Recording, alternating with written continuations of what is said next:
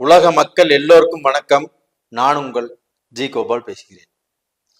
இன்றைக்கு மாத பலன்கள் வரிசையில் அக்டோபர் மாத பலன்கள் வரிசையாக ஒவ்வொரு ராசிக்கும் சொல்லிட்டு வரோம்.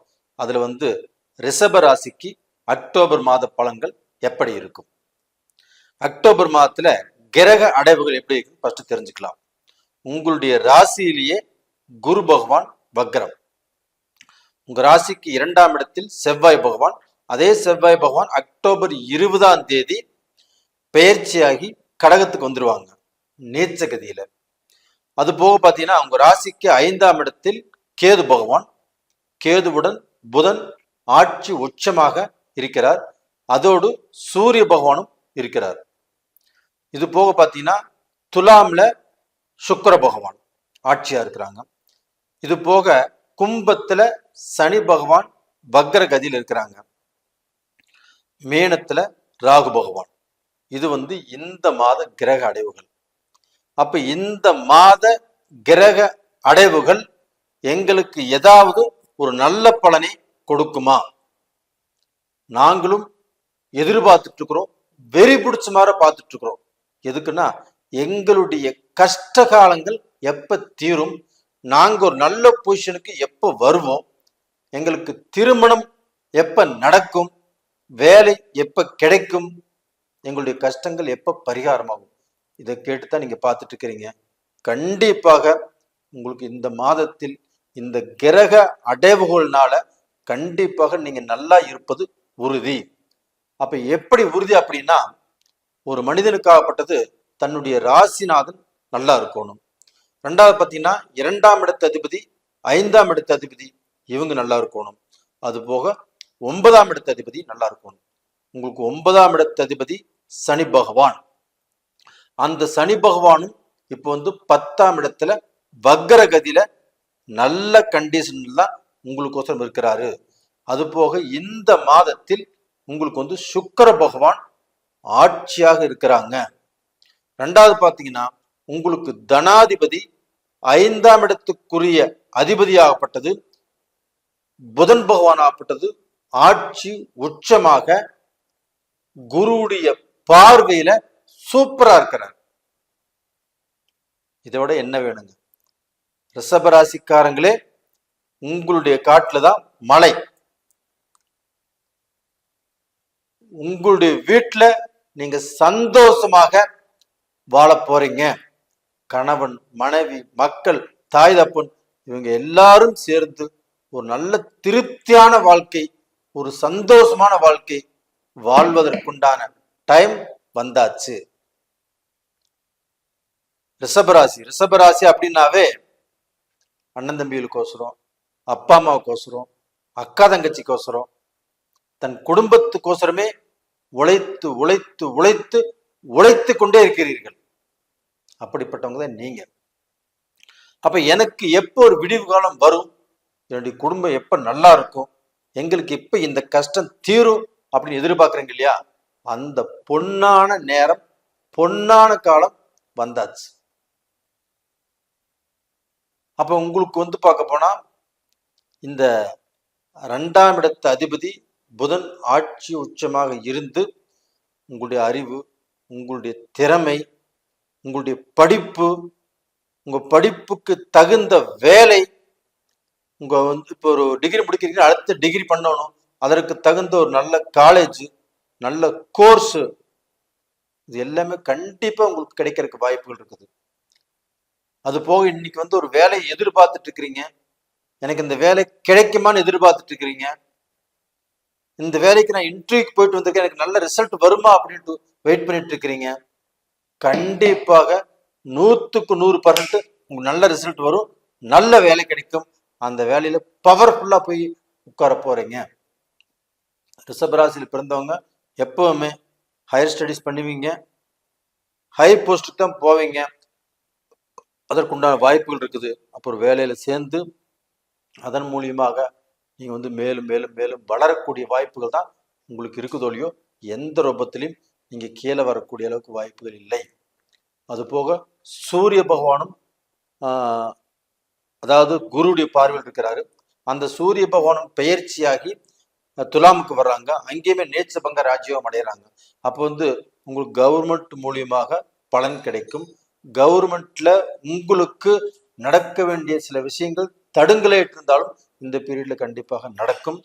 அப்ப கவர்மெண்ட் மூலியமாக ஏதாவது ஒரு ஆதரவோ ஏதாவது ஒரு நமக்கு நல்ல விஷயங்கள் நடக்கக்கூடிய அளவுக்கு வாய்ப்புகள் இருக்குது. அது போக உங்களுக்கு ப்ரமோஷன் கிடைக்கக்கூடிய வாய்ப்புகள் இருக்குது. கண்டிப்பாக உயர் பதவிக்கு போகக்கூடிய வாய்ப்புகள் இருக்குது. ஒன்றும் கவலைப்படாதீங்க. அதே சமயத்துல பிரைவேட்லயுமே உங்களுக்கு உயர் பதவி வரும் வரும் வரும் அப்படின்னு காத்துட்டு இருக்கிறீங்க. நீங்க எதிர்பார்த்தது நடக்காம போயிட்டு இருக்குது. இந்த பீரியட்ல கண்டிப்பாக நீங்க எதிர்பார்த்த பதவி பட்டம் கண்டிப்பாக உயரும். ஒரு சிலருக்கு ஆகப்பட்டது எனக்கு வேலை விஷயங்கள், அந்த வேலை விஷயத்துல எனக்கு சம்பளம் என்னுடைய பாஸ் ஏத்தரன்னு சொன்னாரு, இன்னும் தரவே இல்லை அப்படிங்கிற குழப்பத்தில் இருக்கிறீங்க. அந்த குழப்பங்களும் கண்டிப்பாக தீரும். உங்களுக்கு அந்த சம்பள உயர்வும் கண்டிப்பாக கிடைக்கும். ரெண்டாவது பார்த்தீங்கன்னா, ஒரு சிலருக்கு வேலை விஷயங்கள் கூட கண்டிப்பாக போகக்கூடிய சூழ்நிலையில் இருப்பாங்க. ஒரு சிலருக்கு வேலையே போயிருக்கும்.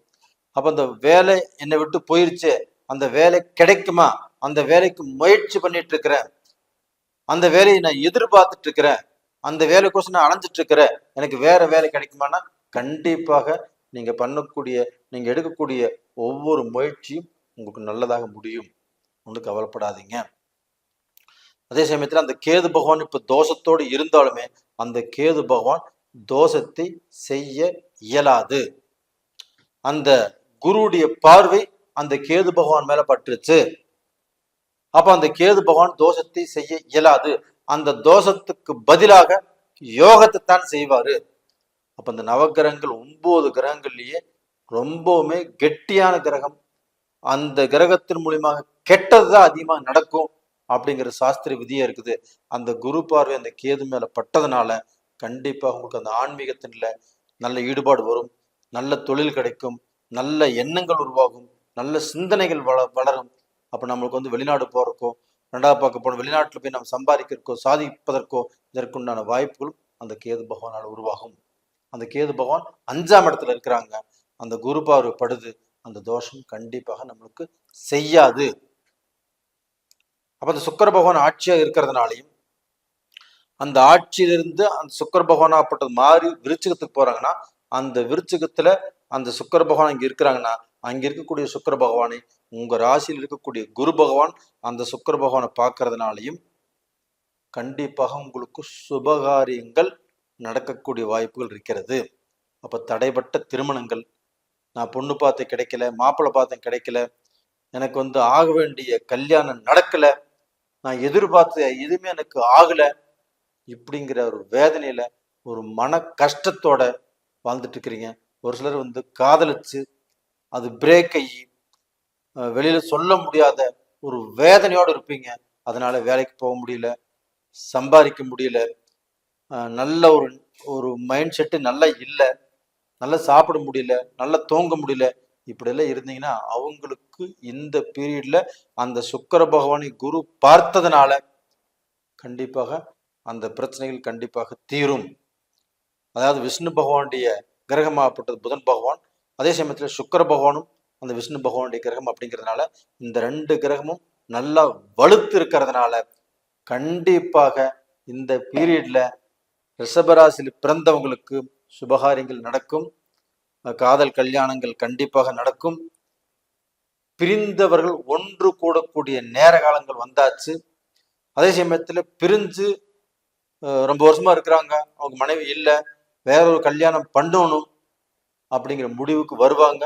அப்படி முடிவுக்கு வந்தவங்களும் இந்த பீரியட்ல அவங்களுக்கு திருமண காரியங்கள் கண்டிப்பாக, அது ஆணாக இருந்தாலும் சரி பெண்ணாக இருந்தாலும் சரி கண்டிப்பாக நடக்கும்.